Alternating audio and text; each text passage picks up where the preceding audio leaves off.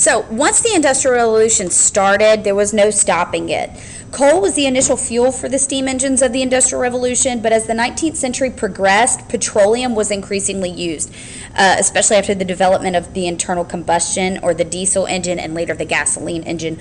Both of these provided vastly greater amounts of energy than any previous form of power. Coal is still something that numerous nations in the world use today. We still have numerous coal plants in the United States. Coal mining is still something that goes on, particularly in West Virginia. The Appalachian states were really, that for a long time, bread and butter for them was the coal industry. Advancements in steel production led to mass production of this alloy that was stronger, lighter, and more flexible than iron. And one thing that we can contribute that to was the Bessemer process. He invented this in the United States, in Philadelphia, and where he invented it in Philadelphia, and then he took it to Pittsburgh, and there's a reason why Pittsburgh is named the Steelers, or the NFL team, sorry. Steel factories centered in regions near iron and coal mines, and these were materials that were vital to steel production. Western Europe again led the way, followed soon by the United States, Japan, and Russia, and steel became the king of metals during this industrial age. Now, the spread of the Industrial Revolution throughout the world. The United States was quick to follow Britain's lead in industrialization. The cotton gin, invented in Connecticut in the late 18th century, made cotton production highly profitable. In the South, single crop plantations were starting to boom, as did slavery. British-style factories that turned American cotton into textiles popped up in the Northeast. The South produced so much cotton that much of it was shipped to England's factories.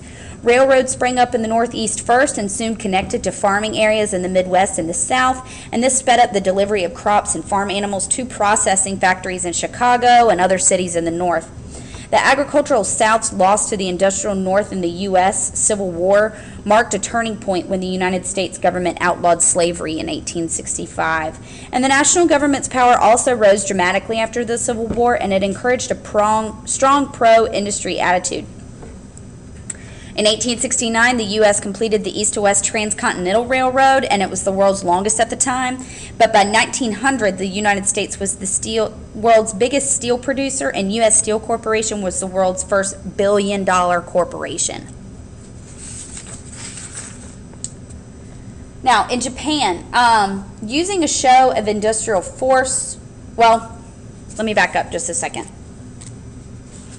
During the first half of the 19th century, Japan continued to be governed by the Tokugawa shogunate. Technologically backward to the industrialized West, Japan emerged from its relative isolation after the 1854 arrival of an expedition from the United States under the command of Commodore Matthew Perry.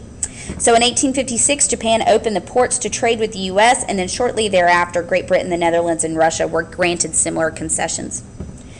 Some of the Japanese samurais favored to end Japan's isolation, and so in 1868 they chose a new emperor named Meiji, and this meant enlightened one, and then the Meiji Restoration, or the Meiji Reforms, ended feudalism in Japan and centralized its government. They sent key samurai to Western Europe and the U.S. to study Western technology, government, and economics. In the 1870s, they abolished the position of samurai, and then in the 1880s, they created a bicameral parliament along Western models. Banks were set up, the Japanese Army and Navy were modernized. They had strong government support. This was key to their success. State-sponsored railroads, steamships, and factories were built. Heavy taxes were imposed on Japanese citizens to support industry.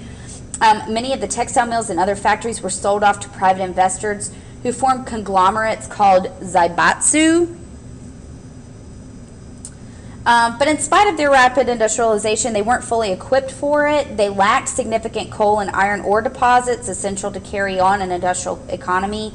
And so by the beginning of the 20th century, they still were very dependent on the West for their raw materials and technology. And this prompted their quest for empire and eventually prompted them to get involved in the two world wars. Russia. As the Western nations began to industrialize, Russia remained backward in technology. The emancipation of serfs in 1861 aided Russia in the transition from a predominantly agricultural to a more industrialized society. Government support for industry led to the construction of a Trans-Siberian Railroad that linked the European portion of Russia to the Pacific world. By the later years of the 19th century, factories had arisen in Moscow and St. Petersburg, and government-sponsored programs at the turn of the century improved the Russian banking system and applied high tariffs to protect industry. And by the beginning of the 20th century, Russia ranked fourth in the world in steel production. However, Russia's economy remained largely mired in the 15th century. Peasant laborers still grew mostly wheat and potatoes for export from the large estates still owned by friends of the Tsar. Latin America is easy. Europeans invested great amounts of money to jumpstart industrialization in Latin America. They had a lot of really great expectations, and some railroad routes were built, but overall, Latin America still remained largely an exporter of crops grown by peasant labor. And products included coffee, bananas, wheat, beef, and sugar. Industrialized nations did seek copper, which was a major export of Mexico. In India, England established its rule, or the Raj, over India near the beginning of this era, around 1750. India was a leading grower of cotton, and England eagerly exported the fabric for its textile mills. Toward the end of this era, under British authority, Indian textile factories began to produce machine-made cotton thread and cloth, and the production of handmade textiles began to decline. And their age of rapid industrial growth waited until the late 20th century, and it's still continuing as we speak right now. Egypt, under the leadership of its ruler Muhammad Ali, not the boxer, Egypt began to industrialize in the early 19th century. And in order to lessen Egypt's dependence on the Ottomans, I lost my place. Muhammad Ali built up the Egyptian military. He also brought in European advisors to build up the industries, and to fund new industries, Egyptian peasants were required to grow cotton and wheat to export to industrialized nations. When he levied high tariffs on imported goods, the British objected and forced him to discontinue the duties. Egypt's new industries were unable to compete with British manufacturers and became dependent on the lower-priced manufactured goods from Great Britain. But they did build the Suez Canal between 1859 and 1869, which connected the Mediterranean to the Red Sea, which is still today one of the major transports of goods in the world, as well as the United States building the Panama Canal between 1904 and 1914. Still one of the most vital waterways to the global economy today. Now, lastly, other regions like the Russians, the Ottoman Empire had limited progress in developing modern industry in this era. The empire's leaders failed to recognize the degree to which the Industrial Revolution was increasing the West's political, economic, and military power. Unlike Japan's leaders at this time, the Ottomans were divided over following Western European industrial models. Africa remained a provider of natural resources to the world's industrial giants, and the greatest export in terms of cost was diamonds and gold from South Africa. In the age of imperialism, which we'll get to in 5.2, Europe's governments and businesses preferred to keep its African colonies dependent on them. China rejected most things Western in this era and remained largely out of the production end of the Industrial Revolution.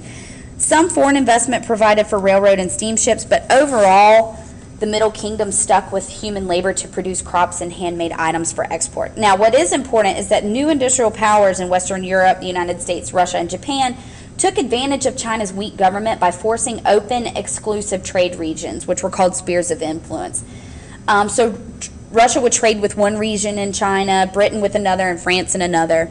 But by the end of this era, these nations accepted a United States proposal for what we called an open door policy in China. And this ended the spheres of influence and allowed open access to all of China's markets.